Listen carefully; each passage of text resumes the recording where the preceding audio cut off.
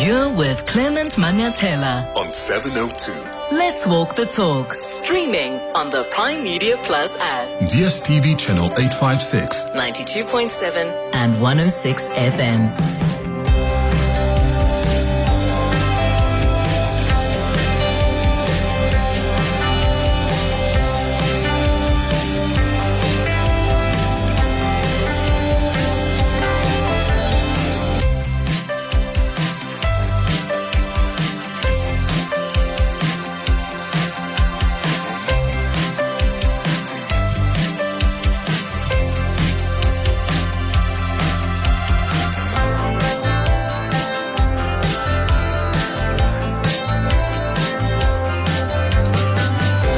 Minutes after 9 o'clock. Dumelang, happy Monday. Welcome to the Clement Manyathela Show. How was your weekend? Are you ready for this week? Is it a busy one? Is it not too demanding? Well, whatever you've planned this week, I wish you all the best with your plans. 011-883-0702 is the number to dial this hour on the 702 open line. The WhatsApp line is 072-702-1702. It's D-Day in the Middle East. As per President Donald Trump's peace plan, the first phase of which Hamas and Israel have agreed to, Hamas will be releasing hostages and Israel will be releasing Palestinian political prisoners. So let's hope this first phase of the deal is respected and will hopefully lead to the war on Gaza ending. So we'll keep a close eye on that throughout the show this morning. How hectic was that accident in Limpopo? 40 people have now been confirmed killed. There are many others that are injured. The accident happened on the N1 and we're told that the bus was traveling from Gqeberha to Harare in Zimbabwe. So a lot of the people who have been killed are from Malawi, are from Zimbabwe. A 10-month-old baby was one of those killed on this accident. It's so tragic. Condolences to the families of the victims of this accident. So let's keep them in our thoughts and our prayers. And maybe you've witnessed it. You went past the highway before or just as it happened or after. Maybe you are affected. One of your loved ones or relatives were in that bus. What are you able to share with us? You're welcome to give us a call on that as well on 011-883-0702. The parliamentary inquiry into corruption in the criminal justice system resumes today.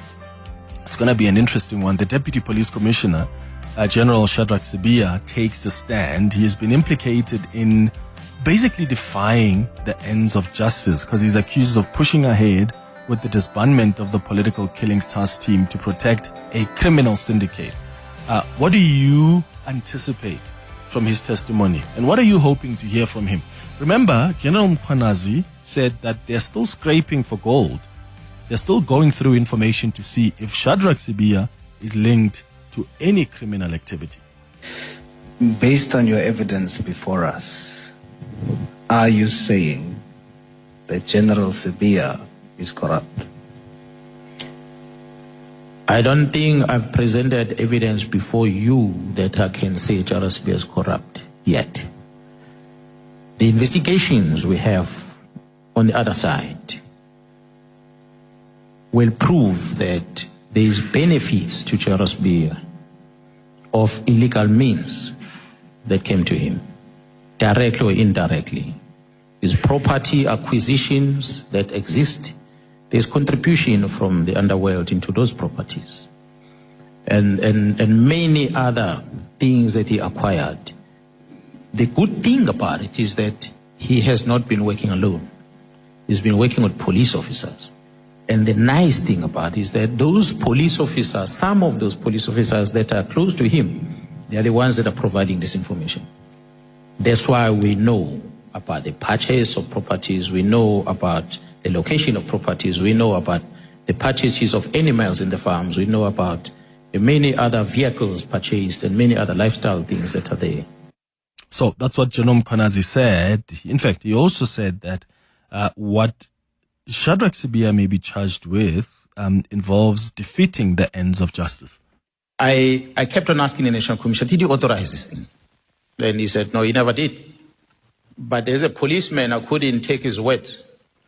I wanted under oath, on paper, in black and white, to say that. He gave that to me, I think on the 4th, if I'm not mistaken, Honorable Chair, members, in a statement under oath, where he said he never authorized Shadrack Sibiya to take these dockets to Pretoria. He never authorized this and that and that and that. From there, then I knew that I've got a criminal case going. That was on the 4th of July. That was before my press briefing. Sorry, General? It was before my press briefing. I already had the national commissioner's so on the 4th of July. affidavit under oath that says he did not authorize this thing. And we have that affidavit? So that is in a criminal case docket that we're talking about today. Because then all these people that played a role in shutting down my investigation, that which I warned about on the 2nd of July, is being investigated now. So I do hope that pretty soon we're going to effect arrest and we're going to be in court. And what is the charge? They're defeating the ends of justice? That's the main one. There's a collusion to defeat ends of justice from the evidence that has been uncovered. And that's based on an affidavit that's in the docket? Yeah, because I needed to have a point of departure. National Commissioner, tell me, did you authorize this thing, yes or no? He says, I didn't. I said, write it down. There was a delay in him giving that. A delay. Eventually, he said to me, okay, here's it. So when he did that, then I knew that, okay, someone will have to then go to court and explain why this. Which is going to be very important for General Shadrack Sibiya to explain. If Fani Masemola has under oath said, I never gave directives for this to be undertaken, then what gave him the authority to do that? So what's that one thing you want to hear from Shadrack Sibiya, or the questions that you want members of parliament to ask him? Give us a call or send us a WhatsApp voice note. Clement Manyathela, streaming on the Prime Media Plus app. DSTV channel 856 92.7 and 106 FM. On the WhatsApp line, someone says, hi Clement, I know that road very well. It is steep with frequent bends. There's no lighting, even on blind bends. It is highly dangerous. Accidents happen regularly. My condolences to all of those involved in this accident. But honestly, just as a ship captain needs a pilot when they exit a port, truck and bus drivers need an experienced pilot on that stretch of road. Particularly at night. Yeah, it looks like it's a road, because a lot of people have been sharing, their experiences around the road and having driven past it. And it looks like it is a road that's known for that. It's just so tragic. 40 people killed in one accident, including a 10-month-old. It's just so tragic. Another message on the WhatsApp line says, Clement, one thing for sure is that after this testimony, we will know more about the motives of General Shadrack. Motives of Ntantla Mkhwanazi, Masemola, and Khumalo. That's a message there from Anonymous on the WhatsApp line. What do you mean about the motives? And of course, what I said, what's actually have been anticipated is that, of course, Shadrack Sibiya has his own allegations that he's going to place. Remember, after that 6th of July press conference, he started doing media interviews. In fact, he spoke immediately after that press briefing, and he went and said, well, there are allegations against, what's his name? General Khumalo himself, that he wants to put up. So I wonder what those are going to be. And of course, questions, and legitimately so, questions will arise. Why have you not said anything about these? Why did you wait to bring them up when there's a lot being exposed about you? But that doesn't necessarily mean that that's the stuff that you put aside and you don't consider. But you've got to ask legitimate questions of how serious are you about ensuring that there's justice, when if truly there are serious allegations against these people, as this WhatsApp this listener on the WhatsApp line suggests, if seriously there are serious allegations here against, whether it's Khumalo, who was the head of crime intelligence, or Fani Masemola, the national commissioner, or General Mkhwanazi, what have you done about it? Because at least we're hearing from Fani Masemola, who says, I've tried to speak to the president. I tried to speak to the minister about the issue of the disbandment of the political killing stars team. So Shadrack Sibiya must also be able to say, this is how I've tried to put this matter forward. And I failed, at the very least. But it's going to be very, very fascinating because this is a man who's been put at the center of the allegations of the criminal justice system being compromised. Your WhatsApps on 072 702 1702. Hi, morning, Clement. Morning, this is Bati from Qabecha, man. Quick one, Clement. Regarding Shadrack Sibiya, appearance in Parliament today. One question that I would like the parliamentarians to ask him was, what did he mean when he said that he does not deal with Christians? He's not a priest. He deals with criminals. Can he expatiate that further as to what did he mean? Does it mean he benefits from the criminal syndicates, or is the criminal syndicates his friends, or is he doing what he's supposed to do, arresting them and putting them behind the bars? He must just explain to us what did he mean. Thank you.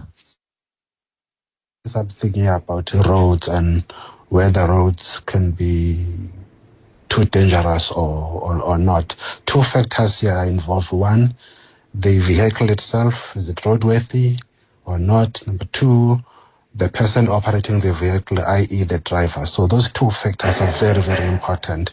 So I'm not in any way suggesting that there was anything wrong with the bus or the driver, but I'm just putting out there. Thanks very much, Clement. Tabo, my friend. Yeah, look, Tabo, that's what the police, I'm sure, are going through now. The roadworthiness of that bus. A lot more things to consider.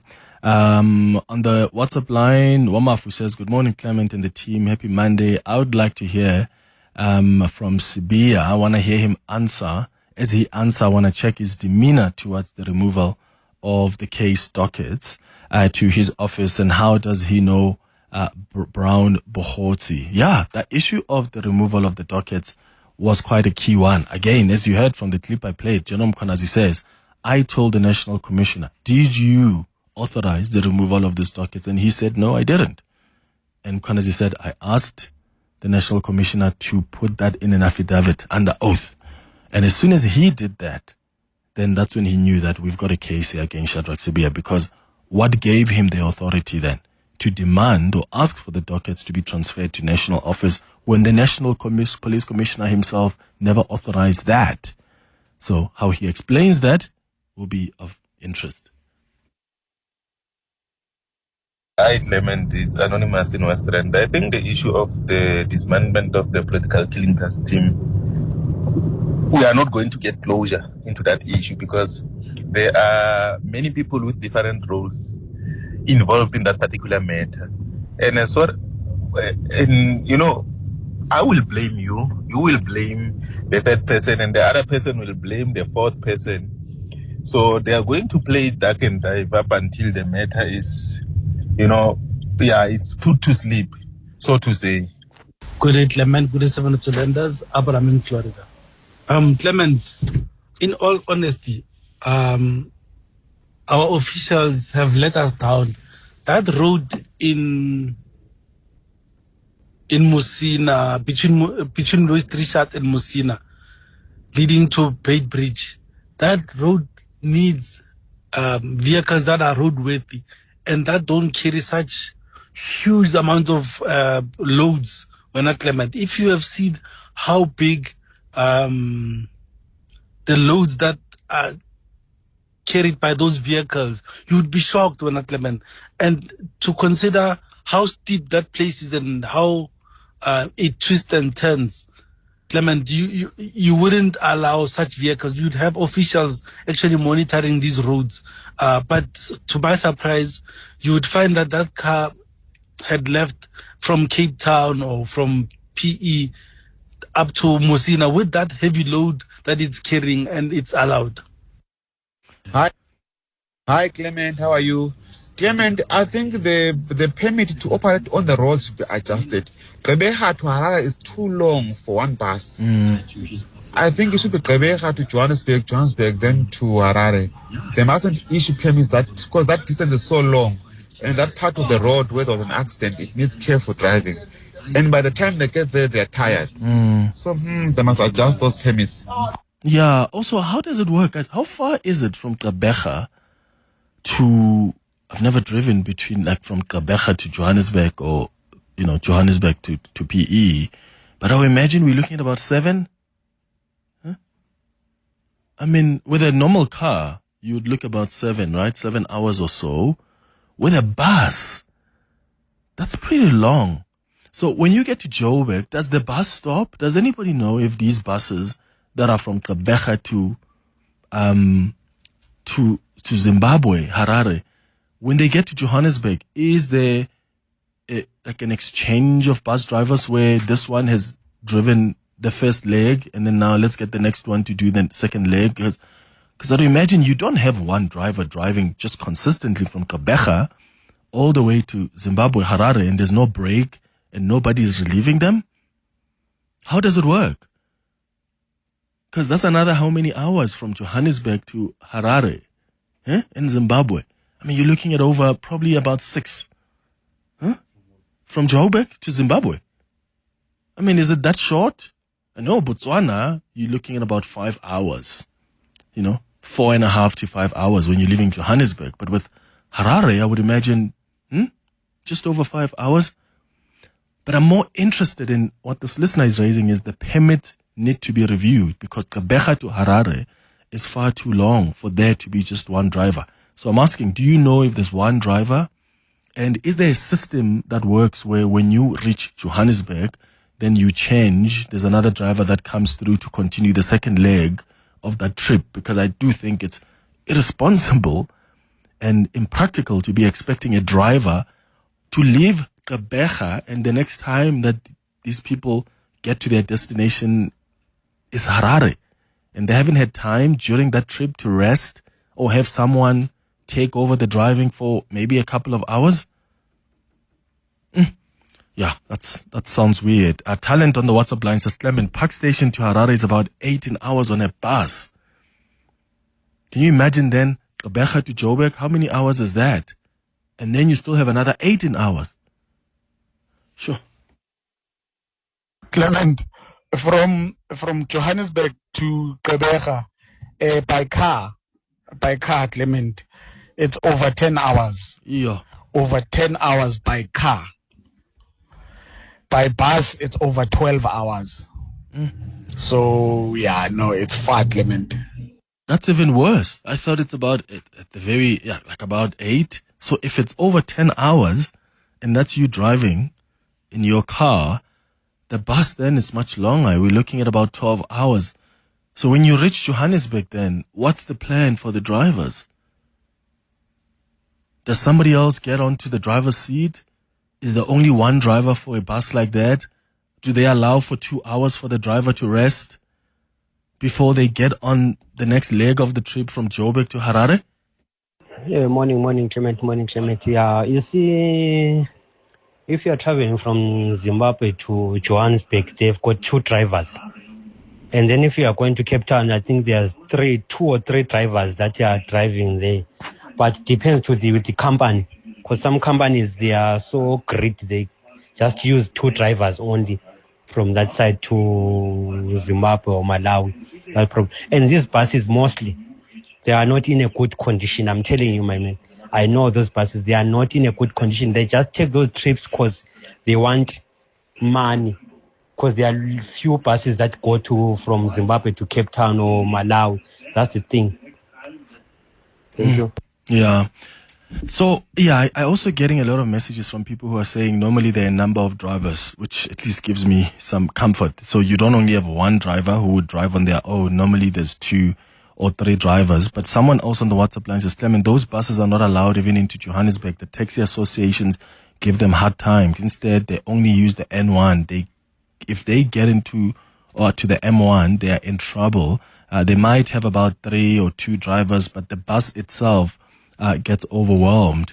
But it's good to know that there are a few drivers then that at least can assist with the driving. I just think it's crazy to be expecting one person to be driving for that long. Of course, that person is going to fall asleep at some point. But again, the question needs to be asked around the standard and the standard and the roadworthiness of these buses. It's so sad that every time we talk about the roadworthiness of these kinds of modes of transport when there are so many people that have died, eh? Yeah, it's quite sad. 40 people, including a 10-month-old baby. So tragic. It's 9:30. Your voice, Your station. your open line Walk the talk with Clement Manyathela. on 702. 25 minutes before 10 o'clock. This is a 702 open line. We're taking your calls on 011-883-0702. Your WhatsApps on 072-702-1702. Morning, Clement. I drove from PE to Spruitview. I think it took me 10 hours. Yeah, I think it's 10 hours.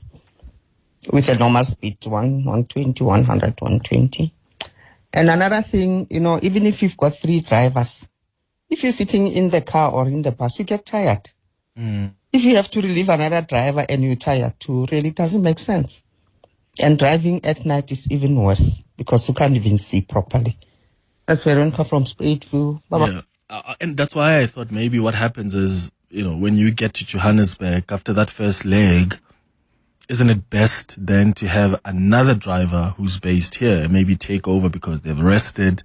They were also not sitting in a vehicle because you're right. You're still tired.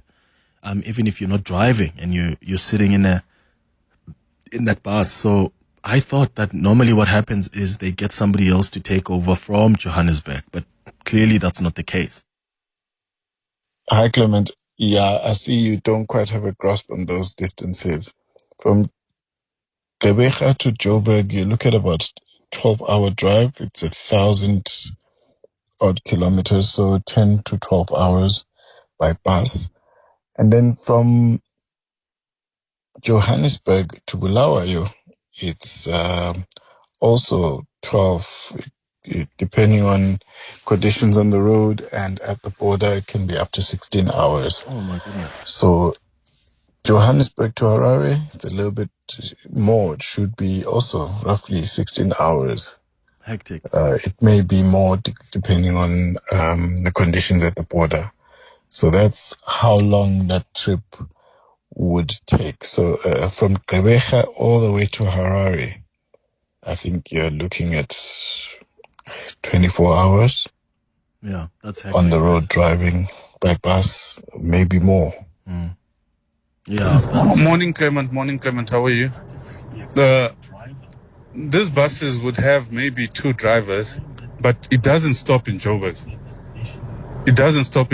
And remember, these buses don't have beds. So as much as there are 2 drivers, when the other driver is driving, the other one is seated as well. So he's as tired as the one who's driving. So when his turn comes to drive, he's just as tired as this one who was driving. Can you imagine then? They should just stop in Joburg for maybe a day or so and rest and carry on the following day to avoid all this. Yeah, but sometimes it's us, right, who are being transported and we want to get home soon. So, I mean, how many of us would be willing as passengers to leave Gqeberha and get to Johannesburg, and then you get told that, well, we want the driver to rest, we'll leave the next day. What does that mean for us? Where are we spending the night? There may be additional costs here for other people. Other people are taking that bus because they're trying to get home within a day or a day and a half, at the very least. So there are a lot of considerations to make here. I don't think arriving here and getting the driver to rest for a night, I mean, that has implications for other passengers. So maybe they're not the best solution. But if you get to Joburg, just hire another driver who can pick up from Johannesburg and go to Harare. When they get to Harare, they can sleep. You can get them to drive back to Joburg, and whoever got the bus from Gqeberha to Joburg takes it back there with new passengers. I would think that's a better way to go about it. But yeah, it's quite something else, eh? That's a lot of hours, over 24, 25 hours. And the messages I'm getting here, people who've used these buses are saying when they arrive in Joburg from Gqeberha, they're not even stopping. They drive straight into the highway. You are going to be exhausted. You're not at your best. And once again, even the second driver who's with you, who is sitting in the car, they are getting exhausted. So by the time they get on as the driver, behind the driver's seat, it's not helpful at all because they're still exhausted. Morning, Clement Manyathela. Yeah, I'm listening to your program. It's very touching about this accident that just happened. The thing is, for all those buses that do Johannesburg to Harare or Johannesburg to Bulawayo, all in Zim, or when they're departing from Cape Town or PE or Durban, they always have two drivers. But the thing is, when the other driver is being relieved, the way he will be sleeping, when you're sleeping on your seat seated, you don't actually get too well refreshed. So at the end of the day, by the time the other driver is tired and you wake up to relieve him, your body is still tired. And this route is very long. And like the other listener once said, the road from Petersburg, past all those Majuba tunnels to Messina, it is very, very bad. It needs to be improved. Thank you. Hi, Clement. I think these buses, they must use the same process as the airlines, right? I mean, from here to Sydney, sure, it's almost like 2 days of flying. So there's always a relief pilot, and the other pilot, after a certain hours, because it's regulated, they need to go and sleep. So they've got sleeping quarters. So I believe that they should learn from the airlines. Have beds at the back for the relief driver to be sleeping, and then after a specific hours of driving, then they swap. And then the other guy goes and sleeps, and so forth and so forth. It's quite easy, guys. This is not rocket science. Tato from Randburg. Yeah, true. Just this thing can be managed, guys. It really can be.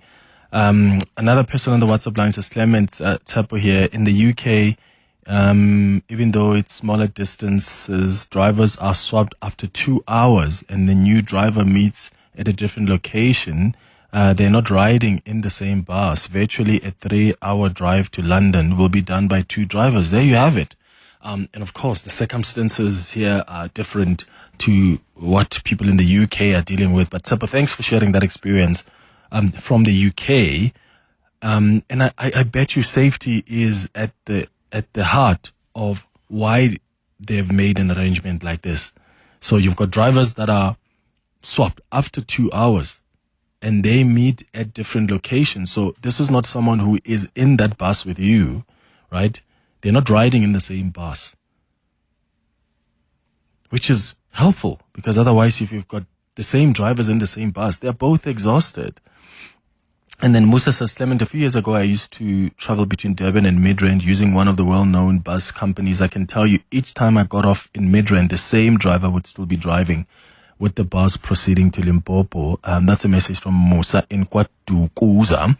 Another one says, hi, Clement, the N1 from Louis Trichard to Beitbridge was never for trucks during apartheid time, and the volume of trucks was less compared to now. There is an alternative road to Beitbridge, not the N1, but it's not in good condition.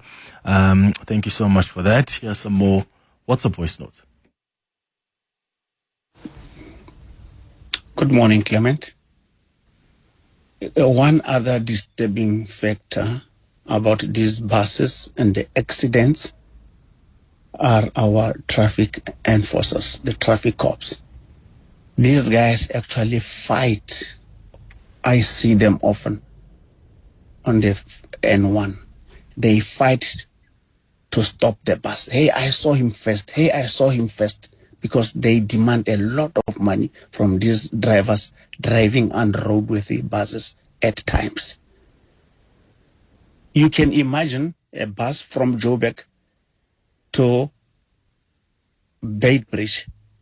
How many times does he get stopped by different traffic officers? Each time he's being stopped, he must fork out a lot of money.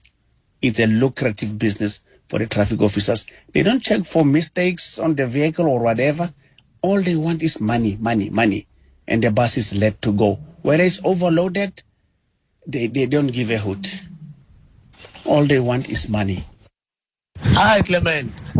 I mean, this thing, we do it even on the trains. You cannot have a driver driving from Johannesburg to East London or to PE. No. At a particular station, the driver from Joburg, he leaves the train, let's say, for example, he leaves the train in Kroonstad. The drivers from Kroonstad, they take the train somewhere to Bloemfontein. Drivers from Bloemfontein, they take the train just like that. So I don't know why is it that they cannot just try to regulate it. I was once on the Intercape. I saw it like they reserve the back seat for the driver to sleep in. I don't know the other buses, but I was once on the Intercape. Yeah, they reserve the back seat for the driver to sleep. So on the train, that's how they do it. After certain stations, the driver leaves the train there, goes back to his home station, and then the other drivers, they take it from there, just like that. So they can also do that. Your voice. Your station. Your open line. Walk the talk with Clement Manyathela on 702. It's going up to 10 minutes before 10 o'clock. We're taking your calls on 011-883-0702. A lot of you sharing your thoughts around this tragic accident in Limpopo on the N1. It's been reported throughout today. These 40 passengers who were killed in this car accident happened on the N1. We're told that the bus was traveling from Gqeberha to Harare in Zimbabwe. A 10-month-old baby, one of those killed in this accident. It's so tragic.